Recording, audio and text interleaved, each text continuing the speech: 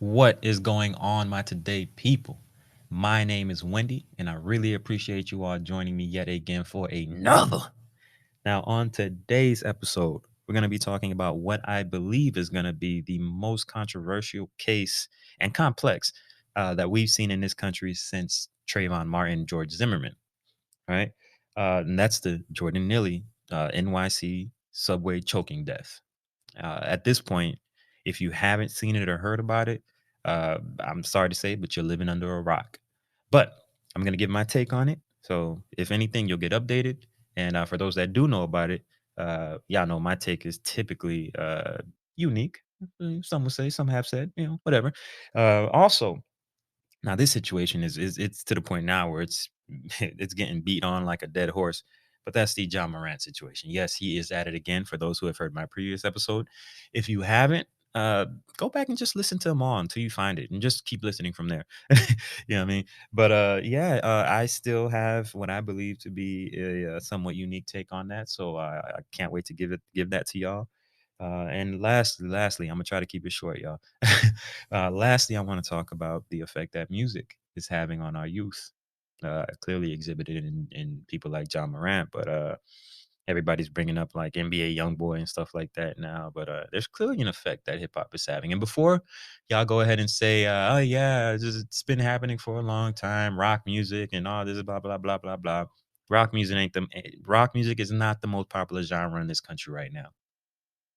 Hip hop is, rap is, drill music has been taken over in a lot of senses. So yeah, um, can't wait to give y'all a little bit of my mind on that. So let's get right into it. Now, for those that listen to the show, all right, I gotta say this. Y'all already know how it goes. But for those that don't, gotta do one thing before we get on with it.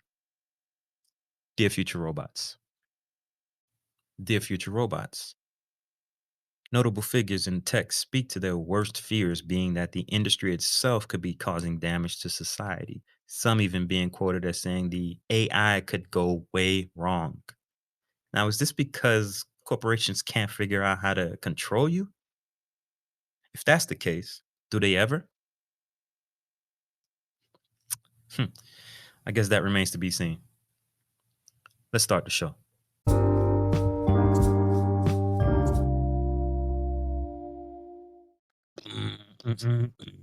Okay.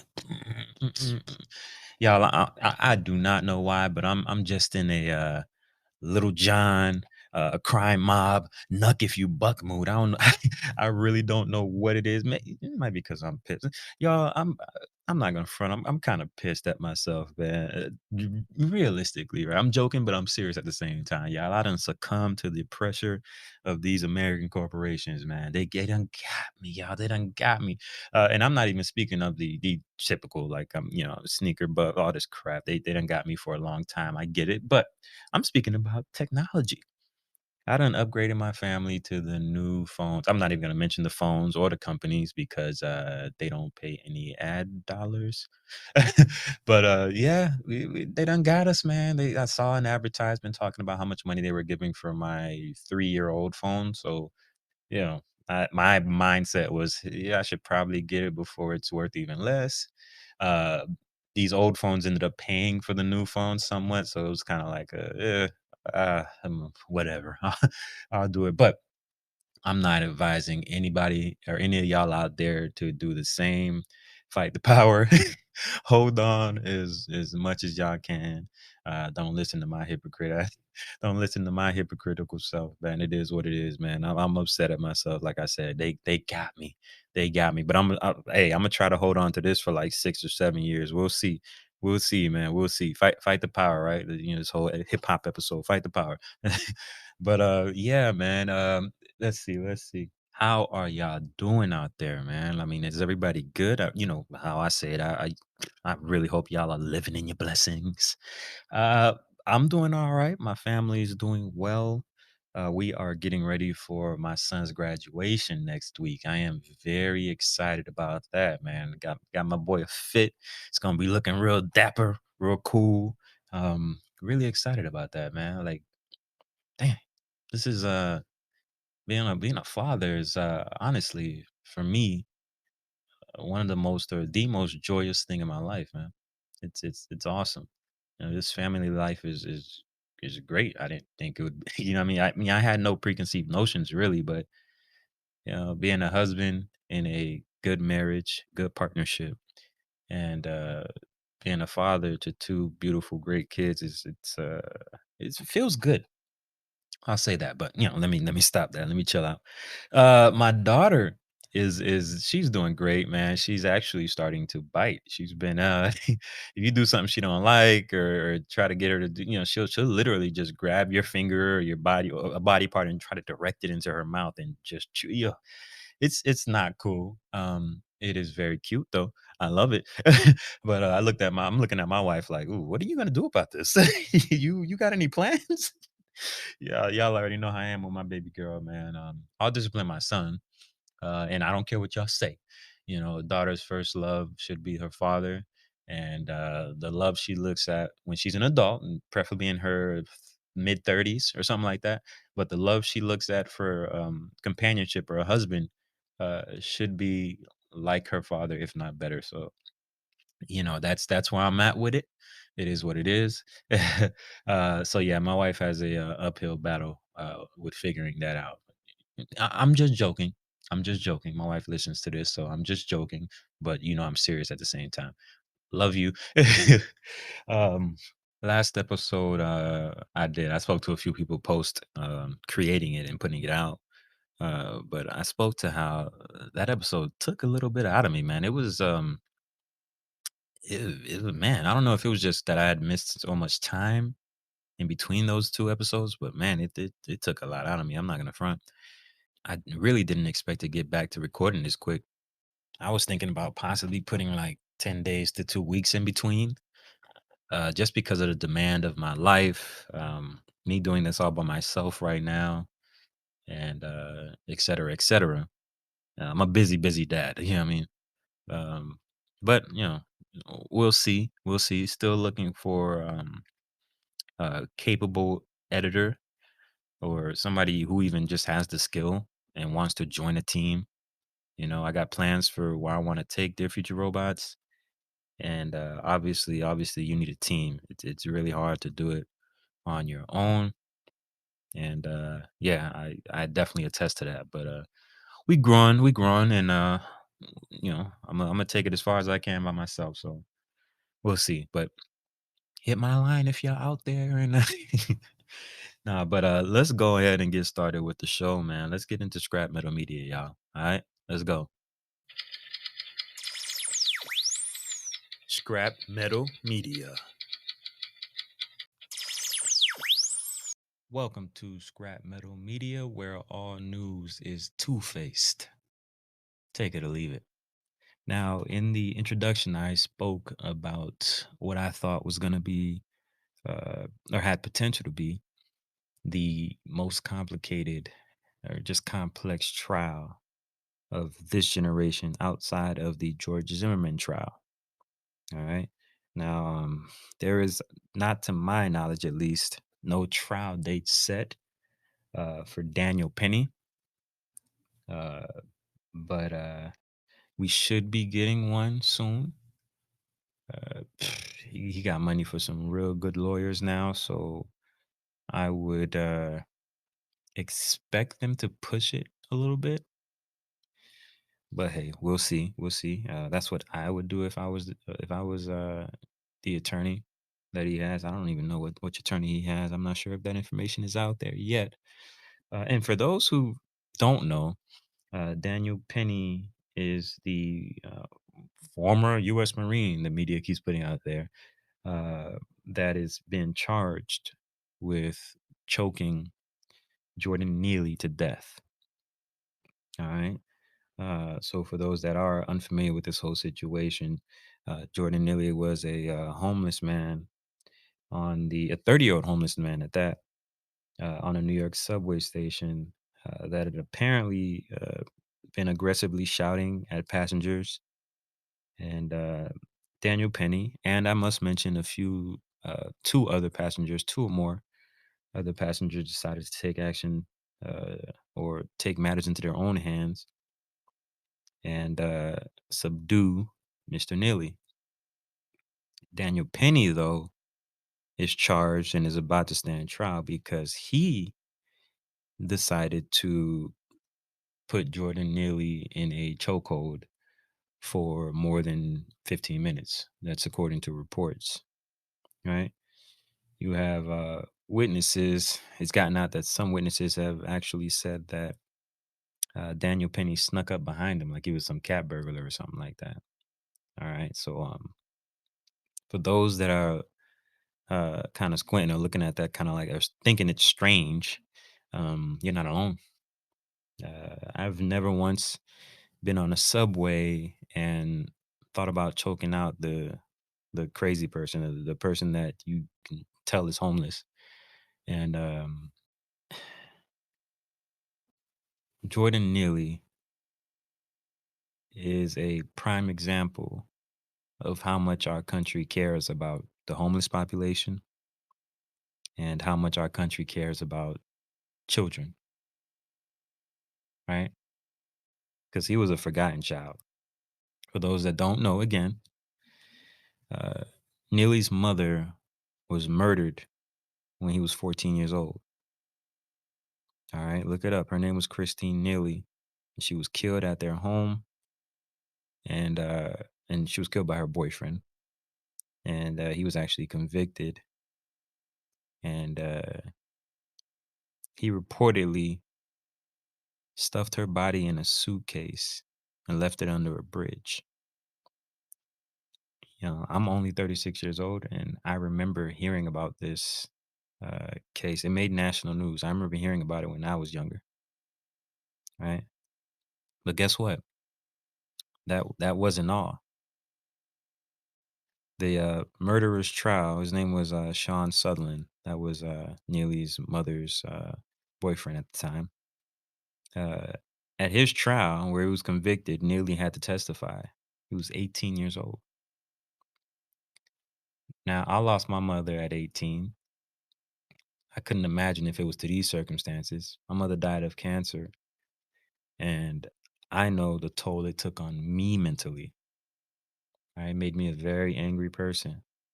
Um, it's not until I did some examination on myself as an adult that I realized that I was depressed. That depression made me angry, right? It made me reckless. And things are relatives. Pain is relative, but what he went through, I couldn't imagine it. It would have drove me crazy.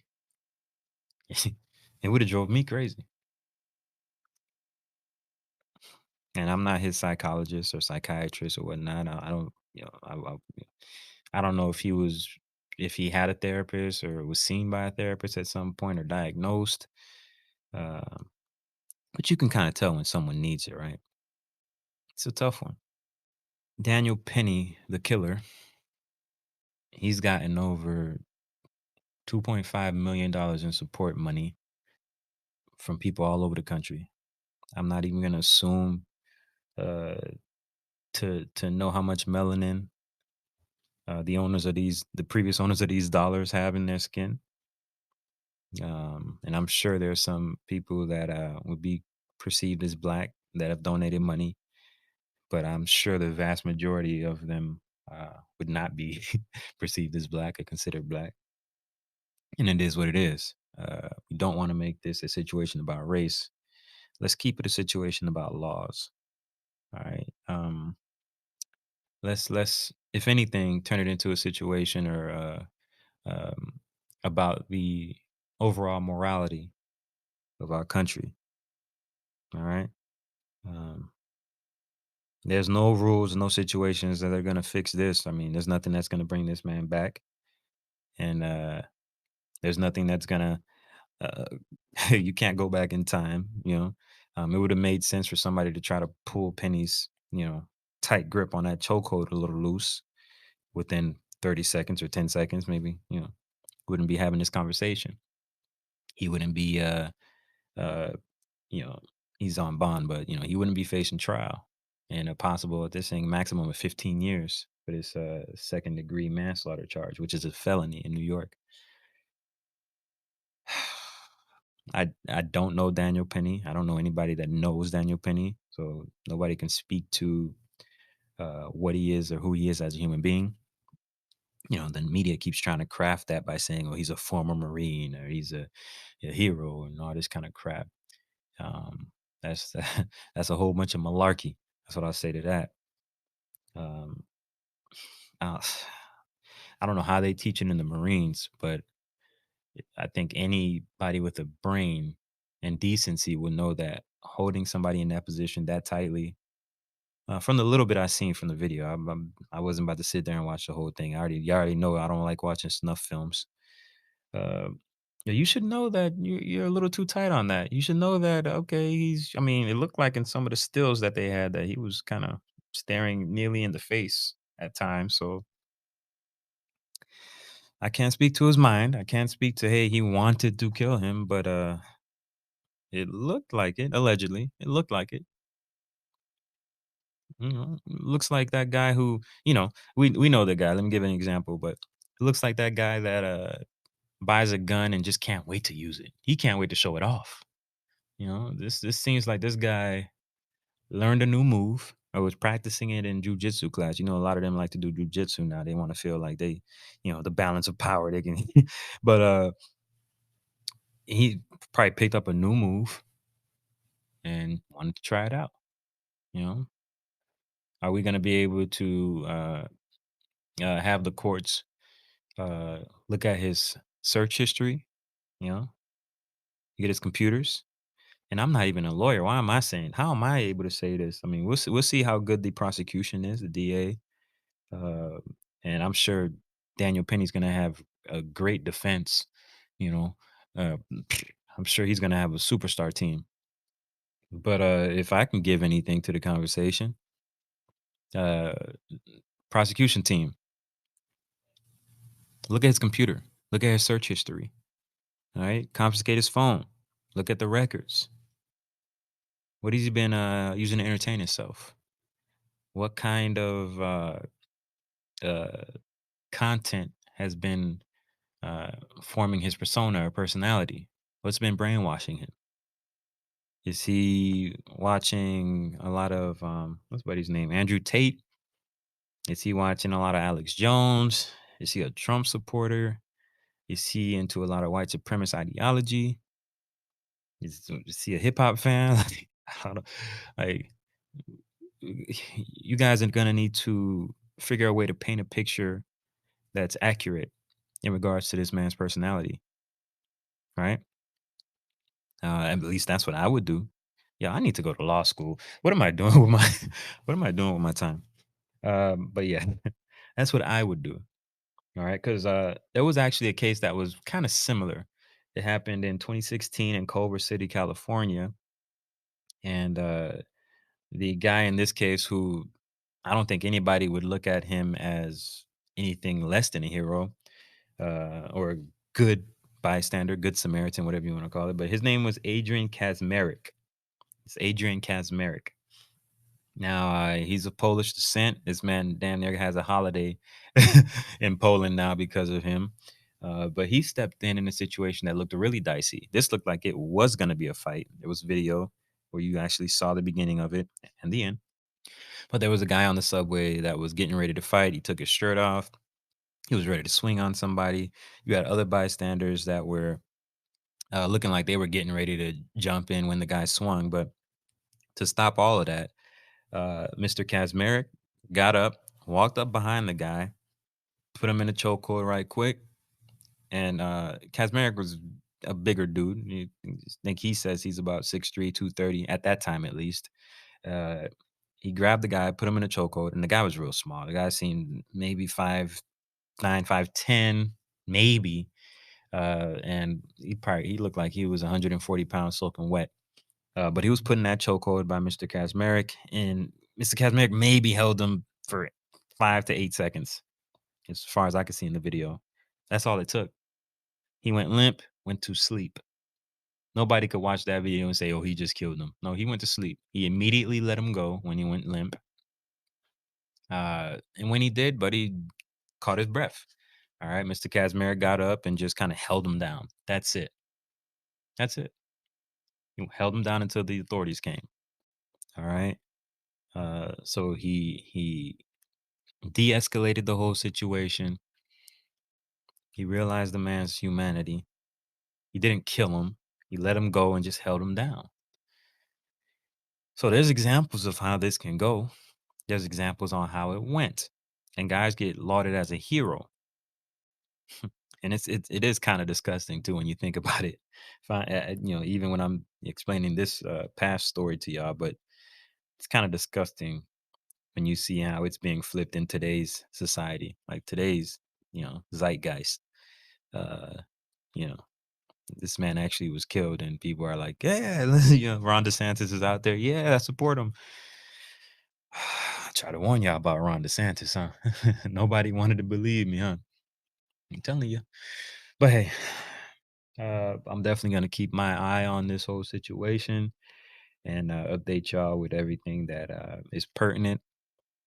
Um, I really hope somebody from the prosecution or somebody that knows the prosecution team can get this to them, because y'all really are gonna need to find out who this man is and use that.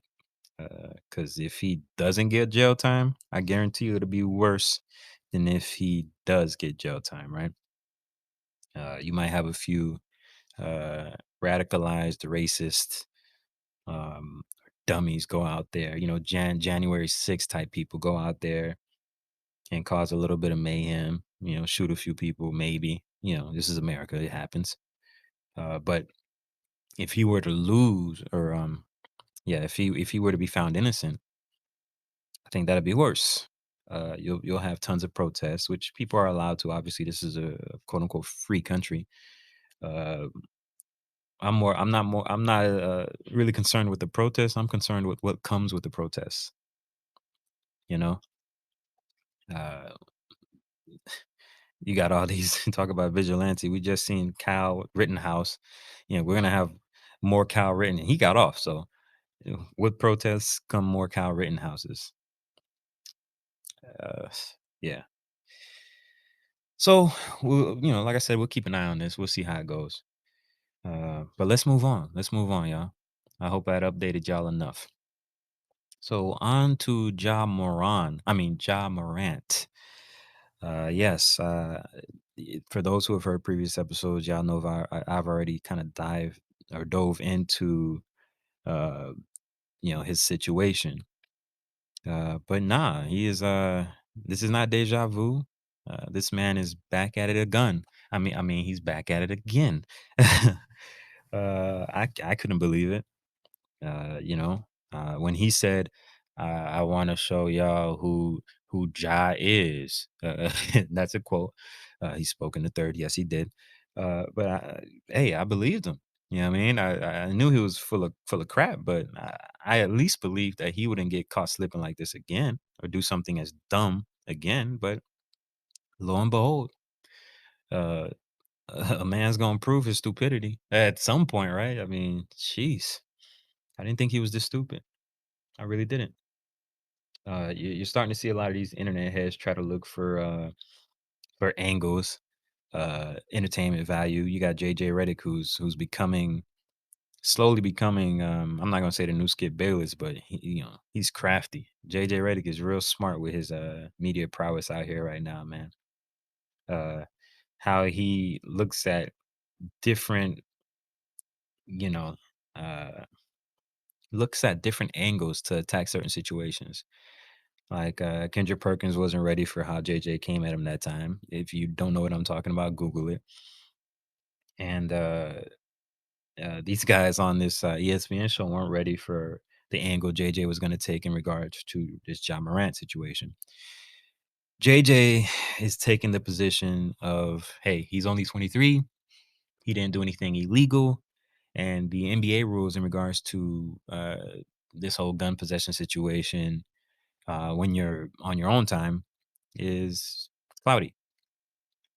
Of course he will say that.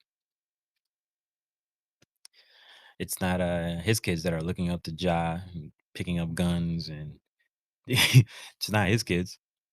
So of course, he doesn't have a dog in the race, so to speak.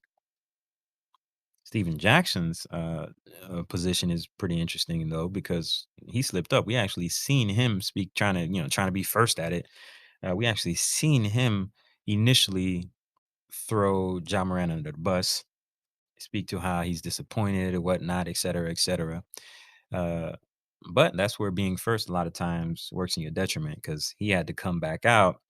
He might have switched up his position after seeing JJ Reddick's masterclass. But who knows?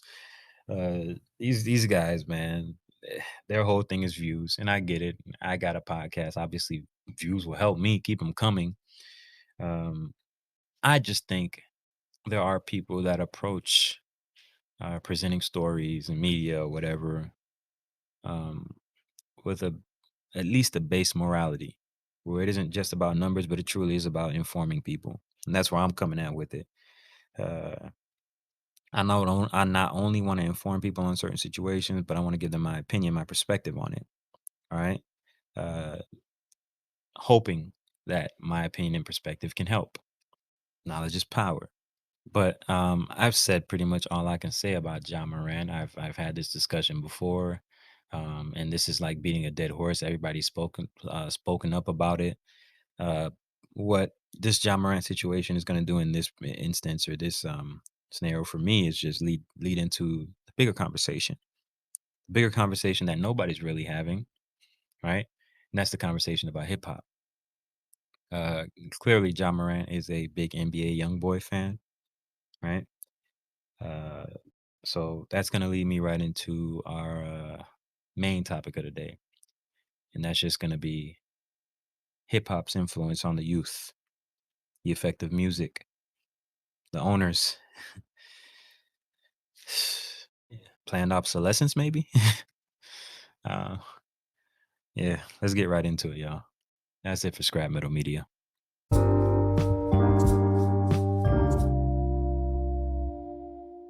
Now, rap music originated in the 1970s in the South Bronx, New York City, as a cultural movement within the African American and Latino communities. It emerged as a style of music that combined rhythmic speech or rapping with beats and instrumental samples. Now, I gotta say that for the idiots out there like Ben Shapiro, uh, in his pseudo intellectual, racist adjacent friends that seem to wanna diminish everything that can be synonymous with quote unquote black culture. I see it. I see the play. I get it. All right. But we're not having that. Now, there's obviously tons of people out there that are looking at this like, yeah, we get it. We know. But I just had to do that, man. Beware. Beware. All right. These little fake intellectuals, man. Beware. All right. So during the early years of rap music, a lot of independent record labels played a significant role in the development. Right, you got Sugar Hill Records. That was pretty much one of the first mom and pop situations that was able to get off the ground. Right, they had their ears to the streets. Sylvia Robinson and her husband Joe Robinson were in the industry in the 50s and 60s. Uh, Sylvia was a singer songwriter, uh, pretty successful. And in the late 70s, just looking for a play, looking for something to do with her money. That was mom and pop. Hip hop was still something like, started out in the park, all that kind of stuff. It was still true. You know what I mean? It was still, hey, this is what we're doing. This is what's going on. This was party music, right? It just is what it is. It was party music. It was self-expression. It was still an art form. It was still true. It felt, you could feel it, right? Sugar Hill Records and record labels like them didn't last much longer because the sharks came in. Rap music was extremely successful. It took off. It took off in the 80s. Wildfire. The Robinsons eventually had to sell because they couldn't compete, really. They couldn't compete. All these major companies started coming in, buying the small guys, throwing contracts left and right. Uh, Rap music took the world by storm, right? And they just couldn't compete with that. But since then, it became more of a business, man. Corporate interests, they have their way. They don't care about humanity, and this ain't no different. All right, just because you like something, don't mean that they have your best interest at heart. All right, these big guns came in and they weren't playing. Right, Sugar Hill Records lasted a few more years. I think it was dissolved in like 2008 after Universal Music Group took over. So that was it. After that, it became big business, and there was no looking back. And there's tons of other labels, a few other labels that were there in the beginning that that kind of did their thing. But you got Def Jam, Profile Records, Tommy Boy Records, and Ruthless Records. Uh, and those are just like a few examples of the labels and distribution companies that played a significant role in the early years of rap music. But like I said, early on, rap music was more of an art form. It was more of just related to expression, right? And obviously, that's a right. It's a necessity for humanity in general. There's nothing that you can speak down to about that at all. In the mid to late '80s, you start getting, just because the influx of cash, you get more people getting into it, more people with things to say. Uh, I used to think that this is opinion I used to hold. I used to think that rap used to be just all positive, and then at some point it just switched. But I think it's more complex than that. There's always been a yin and yang. There's for every KRS-One, there's NWA. For every Ice-T, there's Public Enemy. You know, for every J. Cole, there's NBA YoungBoy. To me, and though y'all heard me talk about black exploitation in the last few episodes or something like that, but to me, there's not much difference in regards to what's going on with mainstream music nowadays. Parents, we are at war, right? Uh, we spoke about the Hollywood writers. We spoke about just the entertainment industry in general, but especially music. We are at war for our children.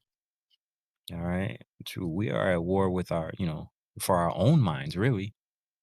I know society now tells you that your 3 and 4 year old can make their own decisions, but don't fall for it. All right, you as a parent need to be controlling what they're consuming, and if you as a parent don't have a good judgment, uh, take them to church or something. You know what I mean? Let your grandma take them. You know what I mean? Let your grandma. I mean, let your mother take them or something.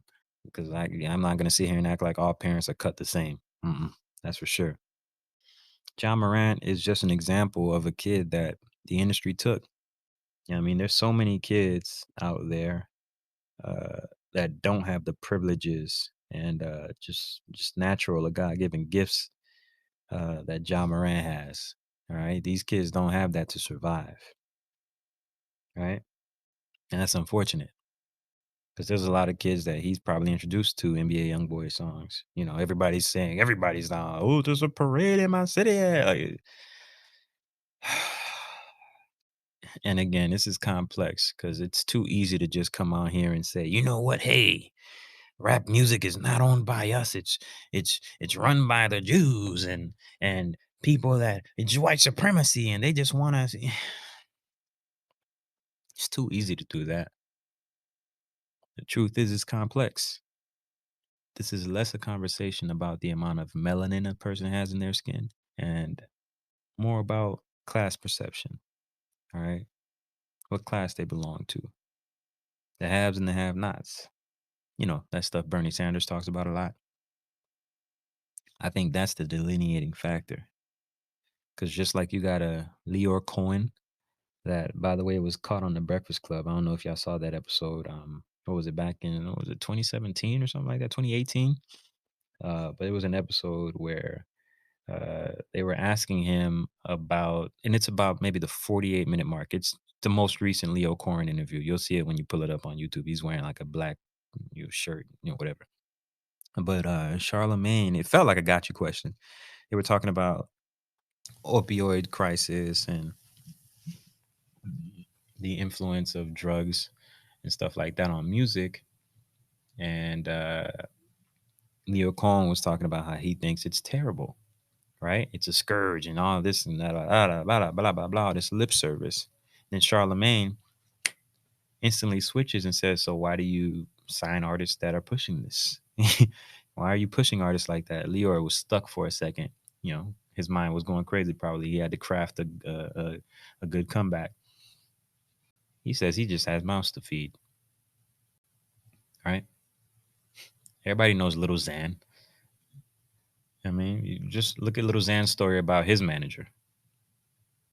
A lot of melanin. It's too easy to just make this a race conversation, y'all. It's a class conversation, right? The haves are always going to take advantage of the have-nots. This is just how it works. Obviously, there are exceptions to the rule. You got people that like Amazon's co-creator, McKenzie Scott, formerly McKenzie Bezos. Y'all know she became one of the richest women because of her divorce from Jeff Bezos. That seems to be giving away money left and right. So it's possible. Just doesn't happen enough. Salute to her. Hit me up. If anybody got her line, hit me up. McKenzie Scott, what's up? We can do something. Do some good things. Let's go. But there's something, man. It's class, y'all. And for y'all that don't know, class is the mother of racism. Class is the mother of a lot of this crap that we have in society. And I can't wait until we can evolve out of a lot of these hierarchy-based systems, these mentalities. I get a bit of it is natural, but I also think we got some evolving to do, and I think we will. But that's what this conversation should be rooted. You know, things I talked about even earlier. You know, the Jordan Neely situation. The conversation shouldn't be about white or black, because there was a black guy holding him down too. It should be about class. It all comes down to class. And that's where my example with Lyor Cohen resides. Class. So what are you going to do? Push these labels to start signing positive artists? Is that worth the effort? You know, you get people that say, you know, people don't want to listen to positive. That's not true. Public Enemy was one of the top acts in this country. Poor Righteous Teachers, KRS One. You have tons of positive rap. When did we start getting convinced or brainwashed to listen to the negative stuff? I mean, you know, we talk about NWA. You know, Tupac was a weird conundrum. I don't know what to consider him, but you start off positive and then, you know, end up gangbanging. But hey, that's all I got, man. And I got to watch that Tupac documentary on Hulu. I got to stop saying company names. I ain't getting no ad money yet, man. But yeah, that's all I got, man. That's all I got, man. Just be a little more conscious of what we're allowing in our heads. And if you got kids, man, don't let up. Be careful, because this society wants them. This society wants them. All right, and it's all class. It's all for corporations to sell them things. It's all to make them dumb. It's you know. But hey, that's something nobody's been talking about. Nobody's been talking about the effect of music, hip hop, this rap, this iteration of rap, this drill culture. King Von. Nobody's talking about this stuff. It's almost like it's the elephant in the room. Let's just acknowledge what's going on with it. Let's bring these labels to the table, these distributing platforms to the table. Let's hold them accountable. Right? Let's hold parents accountable. Let's do that. You know, but again, I said in previous episodes, our society seems to not like accountability much. We'll see where this goes. That's all I got.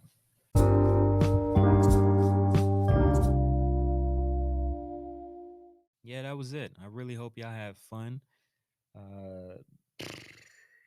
Man, talking about a lot of this stuff can be a little taxing. Not even gonna front, but it's the stuff you need to hear, right? Everybody just can't be a comedian, taking your mind off the important things. It's necessary, right? I think there's a balance, but nobody's talking about the important stuff. And hey, who am I, right? But yeah, what everybody got planned for the weekend? You already know me being so big of a boxing fan. I'm about to tune into this Devin Haney and Lomachenko fight. I can't wait.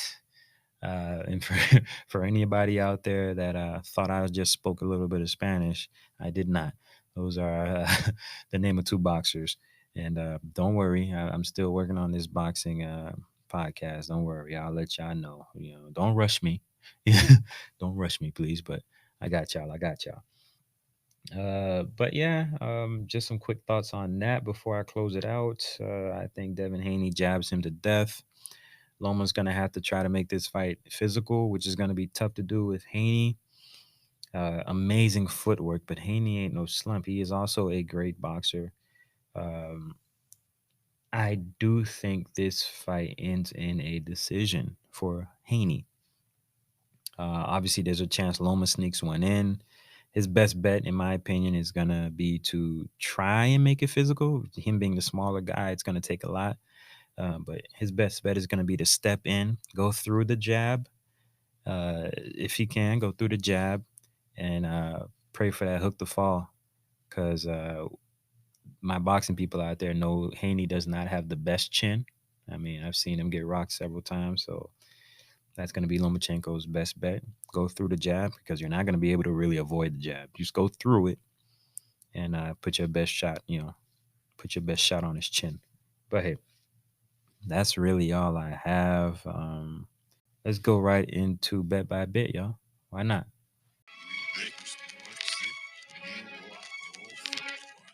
This ain't just a prediction. This is bet by bit.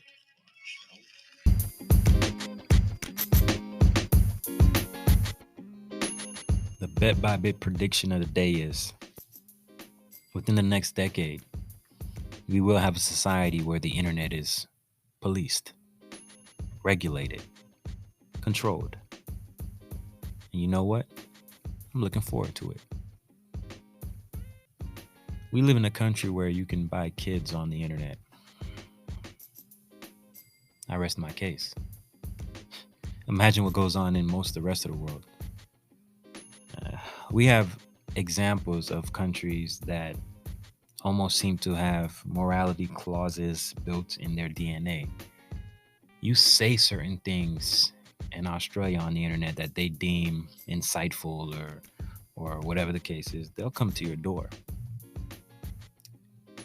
In America, you can spew all kind of hate, all kind of nonsense and vitriol and get away with it. We clearly got to do some kind of soul searching. We clearly got to figure something out because what we're allowing isn't working for the greater good. There has to be this notion of greater good. We don't have that in this country yet. We might still just be too young. Maybe that's what it is. And in regards to more regulation of the internet, you got what's his name, Sam Altman. That's the one of the founders of OpenAI. He actually wants regulation on AI. Right? That's one of the main people I spoke about earlier in the Dear Future Robots question of the day. Where I was speaking about him saying that AI is causing damage to society and blah, blah, blah. I don't believe none of those people. I think what they're afraid of is them being less important. How important is Elon Musk if anybody, all the information you have in your head, all this nerdy stuff you got in your head, anybody can just have that now at the palm of their hands? Wasn't it Einstein that said, don't commit anything to memory that you can write down? I think these people are afraid of the gap being shrunken. Nothing makes you special now. Yeah. But hey, that's all I got. That's all I got. This has been a fun episode. I hope I made sense to a lot of y'all. Sometimes I know I can ramble, but it's all in good intent. I hope y'all learned something. All right, I really do. I hope I brought a different perspective to your world. And really, seriously, now, if anybody knows the person that's going to be prosecuting the DA, what's his name? I can't remember his name off the top of my head, but the DA in this case, man, can y'all pass him this episode? Because they cannot mess this case up, man. This guy Daniel Penny needs to go to jail. seriously. And if anybody knows McKenzie Scott, I need some benefactors for this show and a lot of other ideas and plans I got. Hit her up. Pass her email or something. I'm gonna hit her up. I'm so serious, man. She's giving away money to tons of people, and I'm not sure what they're doing, but I know the plans that I have, and just a good $5 million would allow me to do a lot of special things. Obviously, will allow me to take care of my whole generation and whole family and all that kind of stuff. But it'll allow me to do some special things. Oof, imagine what 50 million will allow me to do. But hey, it is what it is, man. It is what it is. But hey, that's it, man. I'm out. Peace.